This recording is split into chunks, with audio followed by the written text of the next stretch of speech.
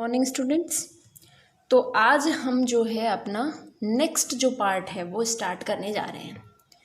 अभी तक हमने जो हमारा फिज़िकल ज्योग्राफी वाला जो पार्ट हम पढ़ रहे हैं, देखिए आप लोग जानते हैं बहुत सारे बच्चों को इसमें क्वेरी है कि फ़िज़िकल ज्योग्राफी में हम क्या पढ़ेंगे। देखिए आप लोग जो फर्स्ट ईयर के जो स्टूडेंट्स हैं उनके आप लोगों के दो बुक्स हैं, दो पार्ट चलते हैं, एक फिजिकल ज्योग्राफी का, एक राजस्थान ज्योग्राफी। राजस्थान ज्योग्राफी जो है वो आप लोगों को रीना मैम पढ़ा रही है। फिजिकल ज्योग्राफी का जो पार्ट है वो मैं आपको पढ़ा रही हूँ। ठीक, फिजिकल ज्योग्राफी के अंदर तीन चीज़, फिजिकल मतलब भौतिक भूगोल, और भौतिक भूगोल मतलब जिस चीज़ को हम छू सकते हैं, देख सकते हैं, वो सारी चीज़ें हमारी भौतिक भूगोल में आती, जो हमारे पृथ्वी पर विद्यमान है वो सारी चीज़ें हमारे फिजिकल ज्योग्राफी में आती है। जैसे पर्वत, पठार, मैदान, जो हमारा वायुमंडल बन रहा है वो, और समुद्र, जितनी भी चीज़ें हैं वो सारी की सारी किस्में आती हैं हमारे फिजिकल ज्योग्राफी के अंदर। हम लोगों ने अभी तक फिजिकल ज्योग्राफी में तीन पार्ट थे हमारे, जियोमॉर्फोलॉजी, ठीक, जियोमॉर्फोलॉजी, उसके बाद हमारा आता है क्लाइमेटोलॉजी, ठीक, नेक्स्ट था हमारा ओशनोग्राफी, ओशनोग्राफी। ठीक, ये तीन पार्ट आपके फिजिकल ज्योग्राफी में चलते हैं। अभी तक हमने जियोमॉर्फोलॉजी की बात की। जियोमॉर्फोलॉजी मतलब भू आकृति विज्ञान। इसके अंदर पृथ्वी पर विद्यमान जितनी भी आकृतियां हैं हमने उनके बारे में पढ़ लिया। देखो हमने क्या क्या डिस्कस किया इसके अंदर। पृथ्वी के आंतरिक भाग की बात कर ली, हम पृथ्वी की सतह की बात कर ली, पर्वत, पठार, मैदान, जो ये जितनी भी चीज़ें बनी वो सारी कैसे बनी, उनका फॉर्मेशन कैसे हुआ, महाद्वीप, महासागर कैसे बने, उन सब के बारे में हमने किस में पढ़ा, जियोमॉर्फोलॉजी के अंदर।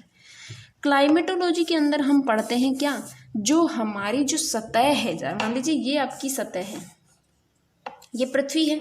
अभी तक हमने पृथ्वी के अंदर की बात जान ली और पृथ्वी के जो ऊपर स्थित है उनकी बात जान ली। अब हम जानेंगे पृथ्वी का जो ऊपर का जो वायुमंडल है उसके बारे में, कि पृथ्वी जो है हमारे ऊपर बादल है, बीच में जैसे यहाँ पर हम लोग जैसे जैसे ऊपर जाते हैं टेम्परेचर कम होता जाता है। जो हमारी सतह से जितने भी ऊपर जो जा रहे हैं उनके बारे में हम इसमें बात करेंगे, जो हमारा जलवायु विज्ञान के रूप में जाना जाता है। जो हवाएं होती हैं, किस प्रकार से हवाएं चलती हैं, ठीक है, किस प्रकार की आर्द्रता की बात करें हम, ये सारी की सारी जितने भी होती हैं ये सारी की सारी वायुमंडल यानी जलवायु विज्ञान के अंदर आएंगी। तीसरा जो पार्ट होगा हमारा ओशनोग्राफी, इसमें हम ओशंस की बात करेंगे, मतलब समुद्र। अभी तक हमने सतह की बात कर ली, सतह की बात की, फिर वायुमंडल की बात की, उसके बाद हम जलमंडल की बात करेंगे। और हम लोग जानते हैं हमारा जो हमारा ये सतह वाला पार्ट होता है, वायुमंडल और जलमंडल, तीन जो पार्ट होते हैं वो मिलकर क्या कहलाते हैं, हमारा भौतिक भूगोल कहलाता है। तो अभी तक हमने जियोमॉर्फोलॉजी की बात की, क्लाइमेटोलॉजी की बात हम स्टार्ट कर रहे हैं अभी, और फिर हमारा बचेगा क्या, ओशनोग्राफी। और 2 दिन की छुट्टी जो थी आप लोगों को सैटरडे ऑफ किया गया था, उसका रीज़न यही था क्योंकि कुछ बच्चों के पुरानी क्लासेस छूट गई थी। कुछ बच्चे थे जिनका नया एडमिशन जिनका हुआ है, वो सारे बच्चे जो मतलब उनकी जो क्लासेस स्टार्टिंग से नहीं हो पाई थी, तो उनके लिए ये टाइम दिया गया था कि एक दिन उनको जो है ऑफ दिया गया था कि ताकि वो अपने सारे नोट्स कंप्लीट कर सकें PDF वाले, उसके अलावा जो वीडियोस हैं उनको वो पूरा देख सकें। तो अब हम अपना स्टार्ट करते हैं, कौन सा, क्लाइमेटोलॉजी वाला पार्ट, ठीक। और इसकी बुक आप लोगों ने ले ली होगी, फिजिकल ज्योग्राफी बुक से भी आप लोग एक बार देखते हुए चलना है। ये नहीं कि मैं कह रही हूँ बुक से पढ़ो, आप लोग सिर्फ नोट्स पढ़ लो, नोट्स आप लोगों के लिए सफिशियंट है। लेकिन बुक क्या है, एक बार सही है कि नहीं है, कहीं गलत तो नहीं है। एक होता है ना कि हमारा एक आइडियल जो एक तरीके की सिचुएशंस होती हैं, मतलब हम लोग एक तरीके से उसमें देख सकते हैं कि क्या चीज़ सही है और क्या गलत है। तो अब हम अपना नया जो पार्ट है वो स्टार्ट करते हैं, कौन सा, जलवायु विज्ञान। देखिए जलवायु विज्ञान यानी क्लाइमेटोलॉजी, भौतिक भूगोल में हमने जल, थल और वायु तीनों के बारे में अध्ययन करना है, और जलवायु जो है वो इसका महत्वपूर्ण विषय होता है।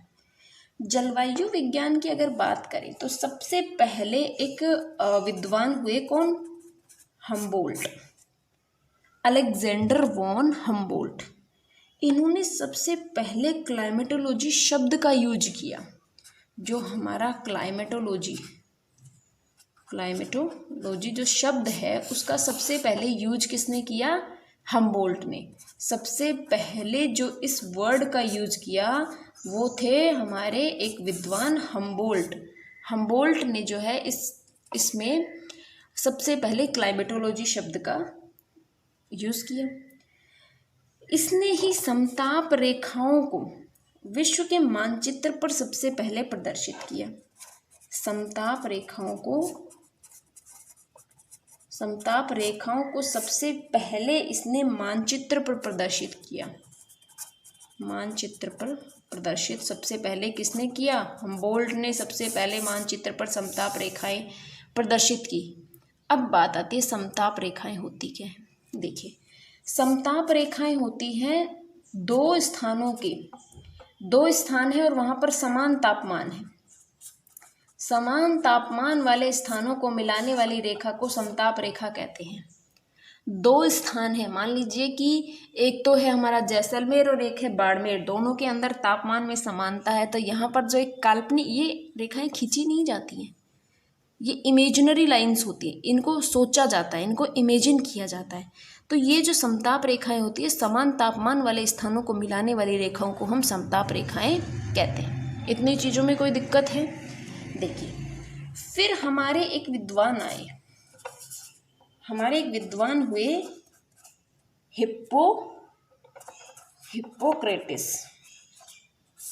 हिप्पोक्रेटिस ने इन्होंने एक बुक लिखी on air, water and places. देखिए, हिप्पोक्रेटिस नाम के एक विद्वान हुए, उन्होंने एक बुक लिखी on air, water and places. ठीक, उसमें भी इन्होंने क्या बताया? देखो, on air, water and places मतलब वायु, जल, और ये हमारा प्लेसेस मतलब थल। इनके ऊपर इसने एक बुक लिख दी और उसमें जलवायु विज्ञान का इन्होंने वर्णन कर दिया। अभी तक हम सारे जी इंट्रोडक्शन इसके पढ़ रहे हैं, लेकिन आपको ये पता होना चाहिए। फिर हमारे एक नेक्स्ट जो विद्वान हुए वो थे हमारे एरिस्टोटल, या उनको कहते हैं अरस्तु। अरस्तु ने क्या किया? इन्होंने मेट्रियोलॉजिकल जो बुक लिखी इन्होंने, इनको मौसम विज्ञान का पिता कहते हैं। देखो, हमें कैसे पता चल जाता है कि यहाँ पर बारिश होने वाली है, मॉनसून इतने टाइम पर आएगा? वो सारी चीज़ें जो होती है वो हमारा मौसम विभाग होता है जो इस सब चीज़ों को पहले से बताने का काम करता है। उसी को जलवायु विज्ञान में हम अध्ययन करते हैं। जैसे मान लीजिए जलवायु विज्ञान में कहाँ चक्रवात आने वाले हैं, किस तरीके की कंडीशंस यहाँ बनने वाली। हम कहते हैं कि कई बार हमें पता चल जाता है कि जो है यहाँ पर सुनामी आने वाला है।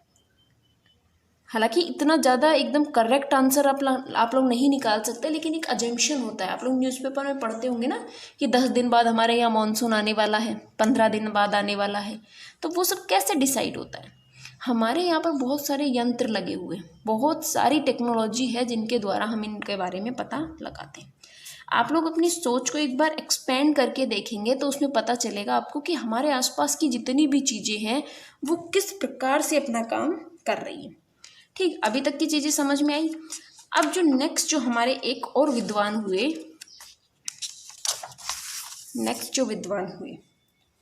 वो थे हमारे थियोफ्रेस्टस। देखो, जो फर्स्ट आपका टॉपिक है कौन सा? जलवायु विज्ञान की परिभाषाएं और जो हमारे स्कोप हैं, वो सारी चीज़ें जो आपके टॉपिक है ना, उसमें यही सब आएगा। अभी तक जो है हम लोगों ने कितनी डेफिनेशंस देख ली हैं आप लोगों के हिसाब से? हम्बोल्ट देख लिया, हिप्पोक्रेटस देख लिया, अरस्तु देख लिया और थियोफ्रेस्टस देख रहे हैं। और इन चारों की अगर ये सारी बात लिख दोगे तो आपकी सारी डेफिनेशंस कंप्लीट। और आप लोग जानते हैं कि हम जो है ये कौन सा जलवायु विज्ञान की डेफिनेशन क्या होगी? जब हम जलवायु विज्ञान का मतलब होता है कि जब हम हमारा जो वायुमंडल यानी वायु वाला जो भाग है उसका जब हम अध्ययन करते हैं तो वो जलवायु विज्ञान कहलाता है। अब हम बात कर रहे थे थियोफ्रेस्टस को वनस्पति भूगोल का जनक कहते हैं। वनस्पति भूगोल का जनक थियोफ्रेस्टस को वनस्पति भूगोल का जनक माना जाता है। इन्होंने क्या बताया कि वनस्पति और जलवायु के कारकों का, जो वनस्पति है वो और जलवायु का जो कारक है, जलवायु के कारकों का मानव जीवन पर क्या क्या प्रभाव पड़ता है, उन सब के बारे में किसने बताया? थियोफ्रेस्टस नामक विद्वान ने इसके बारे में वर्णन किया। ये थी हमारी अभी तक की इसकी डेफिनेशंस। अब हम बात करेंगे इसका सिंपल, जो आपको अपने एग्जाम में इंट्रोडक्शन लिखना है। 4 राइटर्स हो गए, 4 जो आपके ऑथर्स थे, चारों की आपको इनकी जो इम्पोर्टेंस चीज़ें थी वो आपको बता दी। इतना लिख देंगे आपको पूरे मार्क्स मिलेंगे। स्पेशली इनकी बुक्स आपको ज़रूर लिखनी है। अब बात करते हैं, जैसे मान लीजिए ये आपकी पृथ्वी की सतह है। पृथ्वी की सतह से लगभग 300 किलोमीटर की ऊंचाई तक आपका वायुमंडल पाया जाता है। वायुमंडल कितने क्षेत्र पर है? लगभग जो हमारी सतह जहाँ हम रह रहे हैं उससे 300 किलोमीटर के ऊपर जब जाओगे तो वहाँ तक के क्षेत्र को आप लोग क्या कहते हैं? वायुमंडल उसको हम कहेंगे। इसमें भी क्या होता है? इसमें भी मतलब 5600 किलोमीटर, 5600 या फिर इसको 5.6 किलोमीटर भी लिख सकते हैं। इतनी ऊंचाई पर क्या होगा? इतनी ऊंचाई पर जो वायुमंडल है उसके कुल भाग का 50% भाग तो यहीं तक मिल जाता है हमें। जैसे देखिए, वायुमंडल पृथ्वी की सतह से 300 किलोमीटर की ऊंचाई तक पाया जाता है। 5.6 किलोमीटर तक ऊंचाई पर जाते हैं, इतने भाग को ही हम वायुमंडल का 50% भाग कहते हैं। ठीक, 16 किलोमीटर पर जब हम जाएंगे तो वायुमंडल का 90% भाग इसमें स्थित होता है, 90%। और जो बचा हुआ 10% होता है ना, वो आगे की ऊंचाई में पाया जाता है। देखिए, इस चीज़ को ऐसे समझिए, पृथ्वी की सतह से ऊपर 300 किलोमीटर के जो क्षेत्र होता है उसको हम क्या कहते हैं? वायुमंडल कहते हैं। और जो ये 300 किलोमीटर है, इसमें अगर हम ऊंचाई पे जाते हैं तो 6 किलोमीटर लगभग 5.6 किलोमीटर के लगभग यहाँ पर 50% जो जितनी भी विशेषताएं यहाँ पूरे की हैं उसकी 50% तो यही मिल जाती है। और 16 किलोमीटर जाने पर वो 90% हो जाती है। ठीक है, अब देखिए आप 100 किलोमीटर पर जाते जाते 99.99% भाग इसमें स्थित होता है।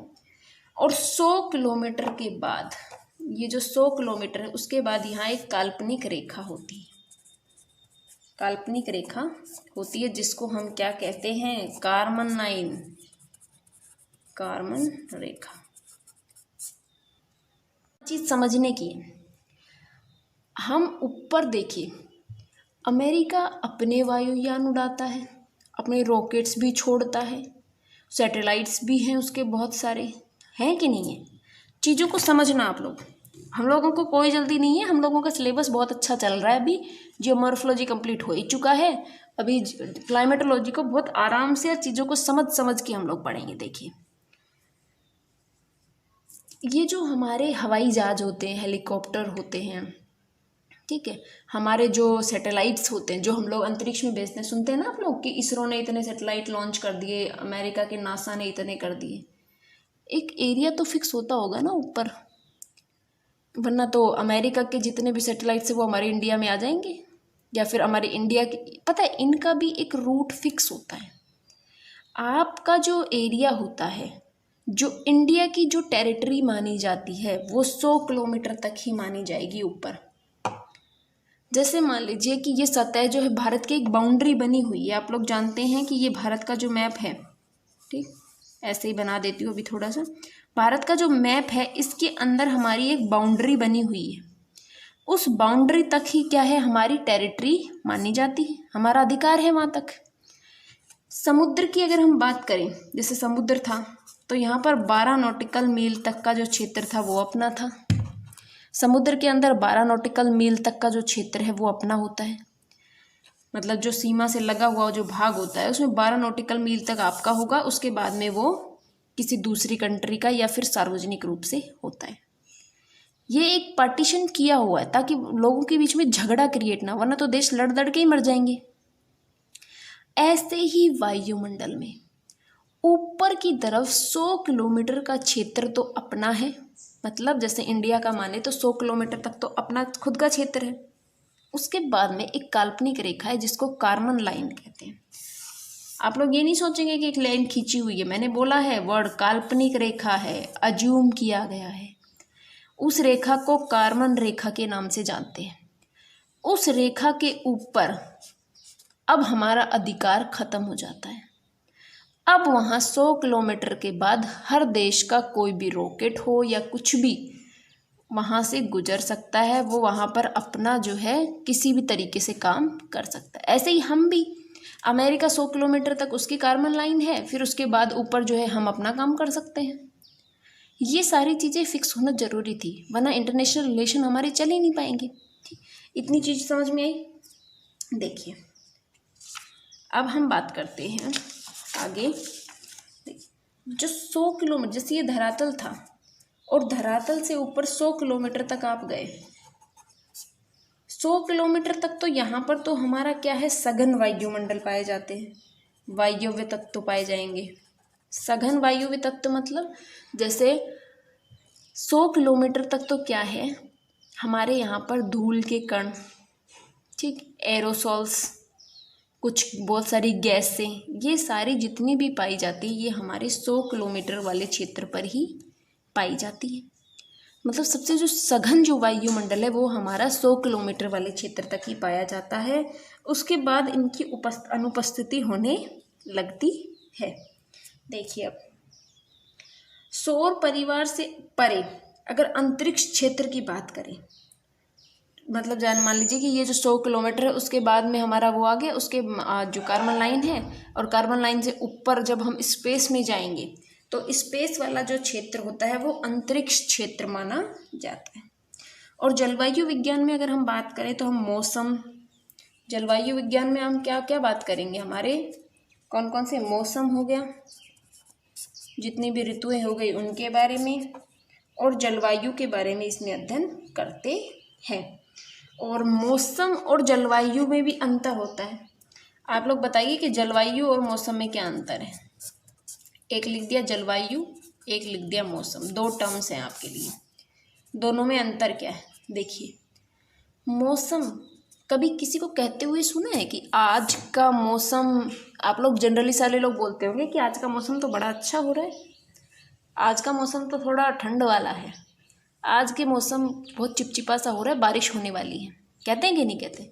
ऐसा कभी किसी को कहते सुना है कि आज की जलवायु थोड़ी सी गर्म है, आज की जलवायु ऐसी लग रही है जैसे बारिश होने वाली है? नहीं सुना है। तो मौसम क्या है, जो आपके दिन प्रतिदिन की जो घटनाएं होती हैं उनको बताने का काम करता है। मतलब ये कुछ समय के लिए आपका निर्धारण करता है, कुछ घंटों या कुछ दिनों तक की जो वायुमंडलीय दशाएं होती है उनका जो अध्ययन होता है वो मौसम कहलाता है। जलवायु जो होता है वो 30 से 31 वर्षों का टाइम पीरियड इसमें होता है। हम कहते हैं कि भारत की जलवायु उष्णकटिबंधीय मानसूनी जलवायु है। ये किस आधार पर कहते हैं? 30 से 32 जो एक तरीके से हम मानेंगे 30 से 32 वर्षों का एक अंतराल होता है जिसमें इसका अध्ययन किया जाता है। ठीक, तो उसको जलवायु कहेंगे, और जो दिन प्रतिदिन की क्रिया होती है उसको हम मौसम कहते हैं। इतनी चीज़ों में कोई दिक्कत है आप लोगों को? और अगर दिक्कत होती है हम बहुत धीरे धीरे इसमें पढ़ेंगे, एक एक चीज़ को समझते हुए इसमें आगे हम बढ़ते जाएंगे। ठीक, अब हम बात करते हैं हमारे आगे के जो हमारे क्या क्या होंगे। जैसे देखिए 1892 की एक बात है, पहली बार जो है गुब्बारे का प्रयोग करके हम वायुमंडल में गए थे 1892 में। ये एरोप्लेन, हवाई जहाज ये सब तो अब शुरू हुए हैं। 1892 की बात है कि सबसे पहले हम गुब्बारे से गए थे, गुब्बारे से ऊपर उड़ना शुरू किया था। जब ऊपर उड़ना शुरू किया, गुब्बारे का प्रयोग करके वायुमंडल का अध्ययन शुरू किया, तो उससे बहुत सारी जानकारियां हमें मिलने लग गई, और बहुत सारे विद्वान होंगे जो इसके बारे में हमें बताएंगे। अब हम बात करते हैं कि एटमॉस्फेयर जो वायुमंडल है उसकी उत्पत्ति कैसे हुई। जो हमारा वायुमंडल है उसकी उत्पत्ति कैसे हुई। देखिए वायुमंडल की उत्पत्ति, देखिए वायुमंडल का स्वरूप जो होता है वो दो प्रकार का होता है। एक तो वर्तमान वायुमंडल से पूर्व का जो वायुमंडल है, जिसको या प्रारंभिक वायुमंडल भी कहते हैं, जिसकी उत्पत्ति क्या है, पृथ्वी क्या है, हम लोगों ने बात करी थी कि पृथ्वी एक गर्म गोला था और फिर वो धीरे धीरे ठंडा हुआ। उस टाइम का जो वायुमंडल है, एक तो वो वायुमंडल है। इसमें क्या था कि वायुमंडल के अंदर वर्तमान की गैसों का अनुपात नहीं था, जिस कारण जीवधारियों के लिए ये अनुकूल नहीं रहा। देखिए, सबसे पहले मैं क्या बात कर रही थी आप लोगों के, कि जो हमारी हमने पढ़ा था कि पृथ्वी गर्म आग का एक गोला थी, फिर वो धीरे धीरे ठंडी हुई। उस टाइम का जो जलवायु था, जो वायुमंडल था, एक तो वो प्रकार का हो गया। इसमें जो है कई प्रकार से इसकी उत्पत्ति मानी जाती है। ठीक है, जैसे देखिए, इसमें 3 प्रक्रियाएं मानी गई है। एक तो डीगैसिंग प्रक्रिया,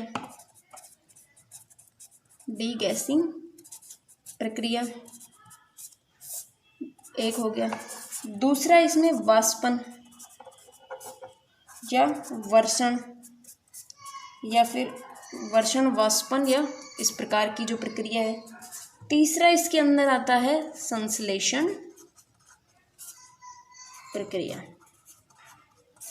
3 प्रक्रियाएं जो वायुमंडल की उत्पत्ति को बताती हैं।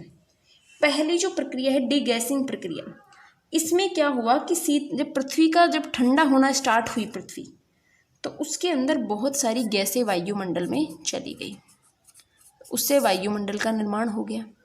जब पृथ्वी गर्म थी और जब वो धीरे धीरे ठंडी हुई तो उसमें बहुत सारी गैसों का स्राव हुआ, और उन गैस जो जितनी भी गैसें निकली वो हमारे वायुमंडल में चली गई, और वो डीगैसिंग की प्रक्रिया मानी जाती है वायुमंडल की उत्पत्ति के लिए।